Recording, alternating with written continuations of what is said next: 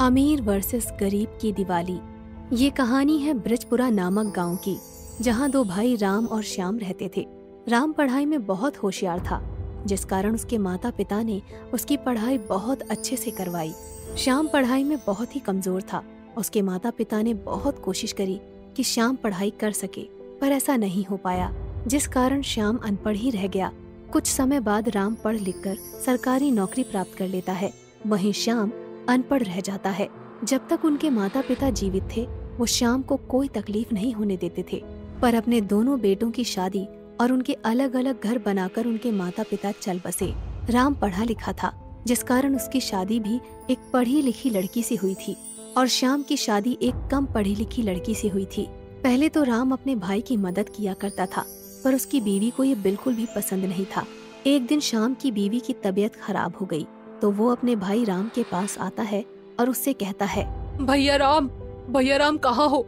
जल्दी चलो मेरे साथ। क्या हुआ भाई, तुम इतने घबराए हुए क्यों हो? और मुझे कहाँ जाना है? भाई, मेरी बीवी की तबीयत बहुत खराब है और तुमको तो पता है, मैं मजदूरी करके बस घर के खाने के लिए ही पैसे जुटा पाता हूँ। उसके इलाज के लिए मेरे पास पैसे नहीं है। तुम कुछ पैसे दे दो, मैं बाद में चुका दूंगा। कोई बात नहीं भाई ही भाई के काम आता है। तो रुक, मैं पैसे लेकर आता हूँ। राम की बीवी उनकी बातें सुन लेती है और वो राम से कहती है, पैसे लेकर कहाँ जा रहे हो? अरे वो श्याम की पत्नी की तबीयत बहुत खराब है, उसको दे रहा हूँ। तो हमने क्या उसको पालने का ठेका ले रखा है? वो खुद कुछ करता नहीं है, जब देखो तुमसे पैसे लेने चला आता है। मैं कह रही हूँ तुमको, उसको आज एक फूटी कौड़ी भी नहीं दोगे। उन दोनों की बात बाहर खड़ा श्याम सुन रहा था, जो ये बात सुनकर वहाँ से चला जाता है। वो जैसे तैसे करके अपनी पत्नी का इलाज करा लेता है। फिर कुछ दिनों बाद दोनों के घर में 2 बच्चे होते हैं, एक बेटा और एक बेटी। राम के बच्चे बहुत अच्छे से रहते, खूब महंगे खिलौनों से खेलते थे। वहीं श्याम के बच्चे बेचारे हमेशा गरीबी से जूझते रहते थे। श्याम जैसे तैसे अपने बच्चों को खिलाता, लेकिन कभी लौटकर राम की चौखट पर नहीं गया। फिर कुछ दिनों बाद दिवाली का त्योहार आने वाला था, तो सबके घर अच्छे से सजे थे। राम के घर किसी चीज की कोई कमी नहीं थी। उसने अच्छे से घर को सजाया और खूब अच्छे से तैयारी की। उधर श्याम के बच्चे गरीबी के कारण कुछ नहीं कर पाते, न ही उनका घर सजा था, न ही कोई तैयारी हुई थी। फिर श्याम के बच्चे उससे कहते हैं, पापा, ताऊ जी के बच्चे इतने अच्छे अच्छे कपड़े पहनते हैं, इतने महंगे खिलौने से खेलते हैं, आप हमें कभी ये सब क्यों नहीं देते हो? मुझे माफ कर दो मेरे बच्चों, जितना हो पाता है मैं तुम्हारे लिए करता हूँ। और तुम्हारे पास छोटे छोटे खिलौने तो हैं, उनसे ही खेल लो। वैसे हमारा घर भी तो छोटा है, तो खिलौने भी छोटे हैं। नहीं पापा, आप हमें इस दिवाली खूब सारे पटाखे लाकर दोगे ना? चलो ठीक है बच्चों, मैं ला दूंगा। इतना कहकर श्याम निराश होकर घर के बाहर चला जाता है। अगले दिन आखिरकार दिवाली का दिन भी आ जाता है। सब लोग अच्छा अच्छा खाना बनाते हैं, खूब अच्छे से रंग बिरंगे पटाखे लाते हैं। ये सब देखकर श्याम के बच्चे अपनी माँ से बोलते हैं, माँ, बाकी लोगों की तरह हमारे घर में अच्छे अच्छे पकवान क्यों नहीं बने? बेटा, इस बार जब लक्ष्मी माँ आएंगी तो वो हमें बहुत सारा पैसा देंगी, फिर हमारे घर भी ऐसे ही अच्छे अच्छे पकवान बनेंगे। फिर रात में जब सब बच्चे पटाखे जलाते हैं, तो श्याम के बच्चे चुपचाप उन्हें बैठकर देखते रहते हैं। तभी उनकी माँ वहाँ आ जाती है। वो उससे बोलते हैं, माँ, पापा ने कहा था वो हमारे लिए पटाखे लाएंगे, लेकिन वो अभी तक आए ही नहीं। तुम चिंता मत करो बच्चों, वो आते ही होंगे। तुम चलो तब तक खाना खा लो, आओ। नहीं, जब तक हम पटाखे नहीं जलाएंगे, हम तब तक खाना नहीं खाएंगे। तभी श्याम उन्हें आता दिखाई देता है। बच्चे पापा पापा कहते भागकर उसके पास जाते हैं। श्याम अपने हाथों में मुट्ठी भर पटाखे उनके लिए लाया था, तो उनको देते हुए वो बोलता है, बेटा, आज तुम्हारे पापा से इतना ही काम हो पाया, अगली बार तुमको बहुत सारे पटाखे लाकर दूंगा। दोनों बच्चे पहले तो उदास होते हैं, लेकिन फिर खुश होकर पटाखे लेकर चले जाते हैं।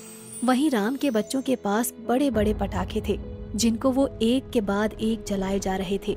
फिर एक रॉकेट जलता हुआ उनके घर में उस जगह जा गिरता है जहां बाकी पटाखे रखे थे, जिसकी वजह से घर में बड़ा धमाका होता है और आग लग जाती है। राम की बीवी अंदर ही खाना बना रही थी, जिस कारण वो उस आग में फंस जाती है। सब गली वाले चिल्लाते हैं, आग लग गई, आग! अरे भैया, आग लग गई! अरे भैया देखो तो, इनके घर में आग लग गई है। अरे भैया, आग लग गई भाई, अरे आग लग गई। तभी राम अपनी पत्नी को ऐसे फंसा देखकर बेहोश होकर गिर जाता है। श्याम ये सब देखता है तो बिना कुछ सोचे समझे आग में घुस जाता है और अपनी जान पर खेलकर अपनी भाभी को बाहर लेकर आता है। होश में आने के बाद राम अपने भाई से कहता है, भाई मुझे माफ कर दे, मैं आज तक बड़े भाई का कोई फर्ज नहीं निभा पाया, माफ कर दे भाई। भैया आप ये कैसी बातें कर रहे हो, आप किसी बात की चिंता मत करिए। इतने में ही राम की बीवी को भी होश आ जाता है। फिर उन्हें अपने किए का बहुत अफसोस होता है कि उन्होंने श्याम की मदद ना करके अच्छा नहीं किया। फिर वो हाथ जोड़कर उनसे माफी मांगते हुए कहती है, श्याम भैया मुझे माफ कर दो, मैंने आपके साथ बहुत बुरा बर्ताव किया है, मुझे ऐसा नहीं करना चाहिए था। आपके बुरे समय में हमें आपका साथ देना चाहिए था, पर मैंने अपने पति को भी रोक दिया, साथ ही अपने दोनों भाइयों के रिश्ते में भी खटास पैदा कर दी। भाभी आप ऐसी बात मत करिए, घर परिवार में छोटे मोटे मनमुटाव तो होते रहते हैं। आप दोनों मेरे बड़े हैं, आप मुझसे माफी मांगते हुए अच्छे नहीं लगते। ठीक है, अगर ऐसी बात है तो आज से हम दोनों भाई एक ही घर में रहेंगे। राम का घर जल चुका था, जिस कारण वो दिवाली का त्योहार श्याम के घर उसके परिवार के साथ मनाते हैं। श्याम के दोनों बच्चे और उसकी बीवी भी बहुत खुश होते हैं। साथ ही श्याम चारों बच्चों से कहता है, बच्चों दिवाली प्यार बांटने का त्योहार है, हमें इसे मिलजुल कर मनाना चाहिए और ऐसी कोई भी चीज इस्तेमाल नहीं करनी चाहिए जिससे पॉल्यूशन हो, और साथ ही पटाखों से हम अपने आप को और आसपास के लोगों को नुकसान पहुंचा रहे हैं। जैसा हादसा आज हुआ, भगवान ना करे ऐसा दोबारा हो और कोई हमारी मदद के लिए मौजूद ना हो।